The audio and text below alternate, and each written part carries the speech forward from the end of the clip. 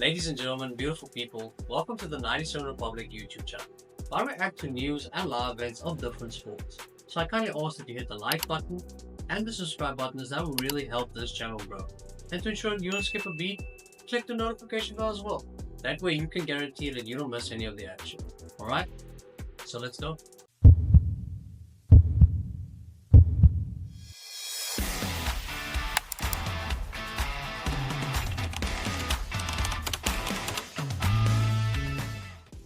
Ladies and gentlemen, I recently made a video regarding Dricus du Plessis' video advice circle, basically looking at and analyzing his professional mixed martial arts career up until this point. And if you haven't watched the video and you would like to see the video, the link should be right there. So you can just click on that link, I will take you to the video. But today I'm looking at the other side of the court, leading up to the main event of UFC 312, Dricus du Plessis vs Sean Strickland. Today I'll be dissecting Sean Strickland's mixed martial arts career and basically answering the question, how did Sean get here? Now, with regards to Sean Strickland's mixed martial arts career, in his professional mixed martial arts career, Sean has had 35 fights. Now, that is a lot. Now, so for someone that doesn't know, now you know. There is a lot of professional fights, and it debuted all the way back in 2008. Now, just to give you some perspective, at that time, Sean Strickland made his professional mixed martial arts debut at the age of 17. Now, most of us at 17 was still in school. Sean Strickland was busy schooling people at 17. So he started off his professional mixed martial arts career in an organization called the KOTC, which is basically King of the Cage, abbreviated. And Sean had 12 fights inside of the KOTC prior to going into the UFC, but he also had a fight at Long Beach Fight Night. I do not know what that is. I would not even know how to start describing what Long Beach Fight Night is. If I had to explain it, I'd say it was two people on the beach that was having beef with one another and wanted to settle their differences and scheduled an event for it. And knowing Sean Strickland, he was probably one of those two people. So he had 8 fights prior to his first title fight in KOTC. And in his 9th fight, he fought for the middleweight championship of King of the Cage. And he fought Brandon Hunt. Now, Sean ended up winning the fight, but he didn't end up being champion due to the fact that he missed weight. So if you miss weight in a championship fight, then only your opponent can actually win the belt. If your opponent gets to beat you and you missed weight, they'll be crowned the champion, but vice versa, the same doesn't apply. But then in his next fight, he actually fought for the championship again, and this time actually won it, made weight, and became the KOTC middleweight champion. And keep in mind that the majority of Sean's professional mixed martial arts career prior to the UFC, he competed at middleweight.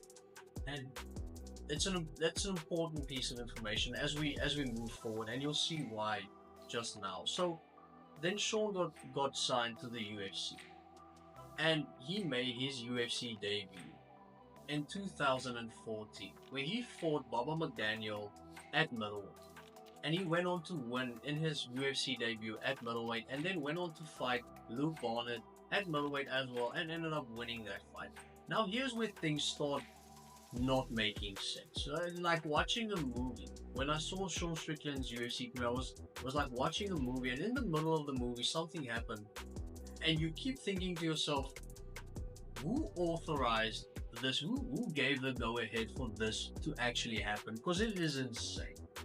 So, as I previously mentioned, Sean predominantly fought at middleweight inside of King of the Cage, then went on to sign at the UFC, made his debut at middleweight, and fought twice at middleweight inside of the UFC, won both of those fights. And then Sean moved down to welterweight and fought Santiago Ponzinibbio and lost. So for the entirety of Sean's career, he has been undefeated up until this point, predominantly at middleweight, and then decides to drop down to welterweight and loses his first fight in the UFC at welterweight against Santiago Ponzinibbio. Then Sean goes on a 3-fight winning streak. This is all at welterweight. Goes on a 3-fight winning streak at welterweight and then loses again. This time to Kamaru Usman. Yes, if you didn't know, Sean Strickland actually fought Kamaru Usman at welterweight. But if you're a Sean fan, probably be in your best interest to not revisit that fight. So Kamaru beats Sean at welterweight. Then Sean bounces back, beats Court McGee at welterweight, and then goes on to lose via knockout against Dos Santos at welterweight. So, for the first time in Sean's life, he's lost against Santiago Ponzinibbio at welterweight. Then goes on to lose another 2 welterweight bouts, and basically is 5-3 inside of his welterweight UFC career, where he was 2-0 at middleweight. Doesn't make sense. Why would he even consider dropping at middleweight? And the middleweight champ at the time, when Sean entered the UFC, was Chris Weidman, just after beating Anderson Silva. So, with all due respect to Chris Weidman, it's not like Anderson Silva was the champion where you thought, yeah, probably a better chance to be the vice president than beating that guy, so I'm going to drop down in weight. And most of the time, UFC fighters don't think like that. They would probably back themselves to beat anyone at any time, anywhere. Basically, the confidence you need to be a UFC champion. So, trying to rationally think of why Sean Strickland would drop down to welterweight is something I probably have to ask him one day. Because rationally, even starting to contemplate why someone would do that is genuinely tough.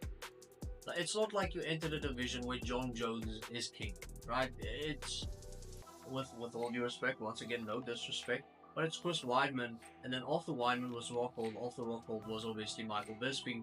So, a division that's pretty up for grabs. But we got what we got. Sean dropped down to welterweight, and his welterweight record inside of the UFC was 5 wins and 3 losses. Because after losing via knockout to Dos Santos, Sean actually ended up beating Nordin Taleb in the welterweight division and knocking him out. So Sean was 5-3 inside of the welterweight division. But in December of 2018, that's basically where Sean's career took a major turn. And I'd say for the better. Even though it was something horrible that happened to him, probably benefited from. So in December of 2018, Sean Strickland got into a motorcycle accident. A horrific one. And doctors told him that there's a big possibility that he would never be able to fight again, right? Because, first of all, he torn his patella. Second of all, dislocated his kneecap. Third of all, torn his quadricep, and I think he broke his nose as well. But basically, a career-ending accident happening to Sean Strickland. And I want to go into specifics on how it happened. In the most Sean Strickland possible way, he got hit by someone else, but he was trying to do a wheelie anyway. So, at that point, the middleweight Sean Strickland was born. The middleweight Sean was born. Because after that, Sean never fought at welterweight again. A blessing from the gods, not only to Sean Strickland, but maybe to his fans as well. Because after the accident, Sean never tried to fight at welterweight again and stayed at middleweight. And that's basically where Sean Strickland's career skyrocketed. Because he went on a 5-5 winning streak at middleweight inside of the UFC, beating the likes of Brendan Allen, who is a perennial top middleweight, a good middleweight fighter, beating Jack Manson, who at the time was also a perennial top middleweight, and beating the likes of Uriah Hall, who it may have killed someone on national TV. And then unfortunately or fortunately, depending on how you view Sean Strickland or whether you're a fan or not, Sean Strickland got matched up against the scariest human being on the planet. Sharma. A guy who doesn't just knock out his opponents, knocks out a piece of their soul. He doesn't put you to sleep, he puts you to temporary rest. A guy that fights inside of the UFC but looks like he should be acting in Apocalypto. The guy looks like he carries anesthetics in his hands. Alex Pereira, the man himself, knocked out Sean Strickland in a way we've never seen Sean get knocked out before. Out cold. Somewhat of a resting heartbeat. And in the lead up to that fight, at the press conference at UFC 276, the main event was Adesanya taking on Jared Cannonier for the middleweight championship, and Sean obviously took on Alex Pereira in that same event. And that's basically where Sean's rivalry with Izzy started. Because at the press conference, Sean said that he never get his ass beat by a guy who paints his nails, and basically just baiting Izzy. And Sean, being Sean, just basically spoke a lot of shit, which I'm all for. Yeah. Big Sean Strickland fan. And Izzy basically gave Sean some advice. He said, do not look past Alex Pereira, because if you do, you might end up looking at the ceiling. And that's basically what happened. But then after Sean getting knocked out against Alex, Sean then fought Jared Cannonier. Now Jared Cannonier ended up losing to Izzy, and then in his next fight fought Sean Strickland, and the fight was very close. And Sean felt like he won the fight, but he did. I'm not saying I don't think he did, I'm saying he didn't win the fight. Jared Cannonier ended up winning the fight by a split decision. So at the time, it felt like Sean Strickland, his UFC career was somewhat in limbo, where it felt like he was smack dab in the middle of the middleweight division. And if you assume that he would be a gatekeeper, not a lot of people would have argued with that statement, because it felt like he was good enough to be a top 8 middleweight, but was he good enough to actually be a champion? And then things started rolling, and then Sean carved his own way to the middleweight championship, basically just doing whatever it takes to become a middleweight champion. And even though Sean states that it wasn't his aspirations, he wasn't really goal focused on becoming the middleweight champion. He just wanted to fight because of obviously of everything that has happened to Sean Strickland. But he basically just said anyone, anytime, and he took a 6 days notice fight against Nasruddin Imavov. That same Nasruddin Imavov who just KO'd Israel Adesanya, Sean took a 6 days notice fight against Nasruddin and absolutely dog walked him. They dominated him for 5 rounds and ended up winning the fight. And at this time, there was another middleweight who also came through the ranks.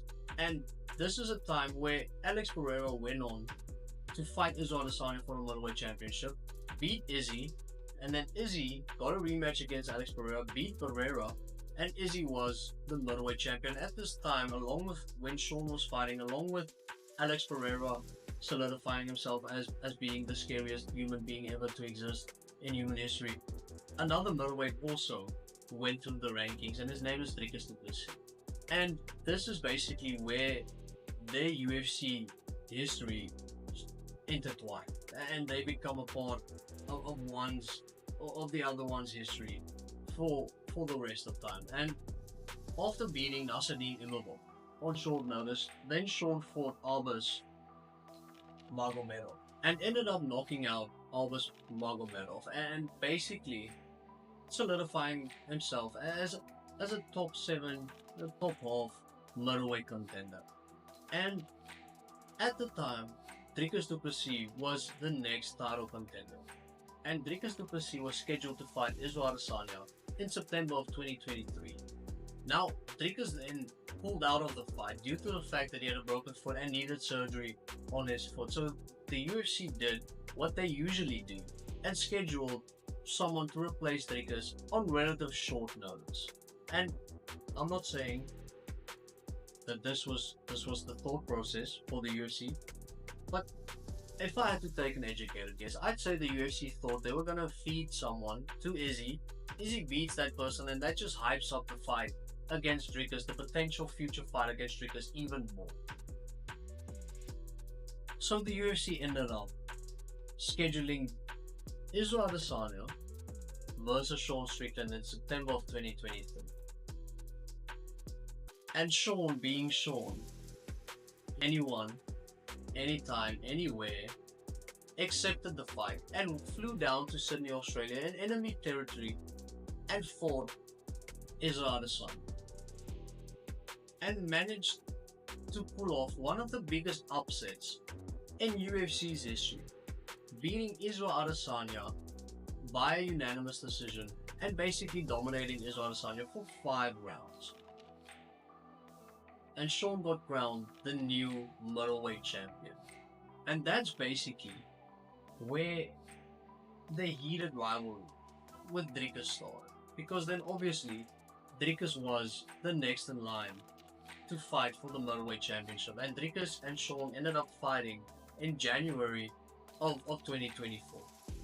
And Dricus ended up winning the fight, even though somewhat controversial. A lot of people thought Sean won. I gave my opinion on that in the Dricus video. Obviously, well, I might be biased, but a massive Sean Strickland fan as well. So I looked at the fight as probably as objective as anyone could, and I deduced that Dricus ended up winning the fight, but doesn't matter. So Dricus beats Sean, and now Sean somewhat has to fall back in line, at least not at the bottom of the line, but he wasn't warranted an immediate rematch. So Sean went on to fight Paulo Costa, and after dominating Paulo Costa for 5 rounds, Sean felt like he should be next for the middleweight championship and should be next as the #1 contender. And seeing that Dricus was scheduled to fight Izzy because of the UFC wanting to have that matchup and wanting to have that fight materialize due to the heated rivalry between Dricus and Izzy, all of the Africa stuff, they scheduled that fight, and Dricus ended up beating Izzy. And then Sean stated that he should be next to fight Dricus due to the fact that, first of all, he didn't think that he actually lost his belt, and after beating Paulo Costa, at least he stayed active, and basically he warranted being the next #1 contender. And that is where we find ourselves today. That is basically where we find ourselves leading up to the main event of UFC 312, where Sean Strickland faces Dricus du Plessis in a rematch for the middleweight championship of the UFC.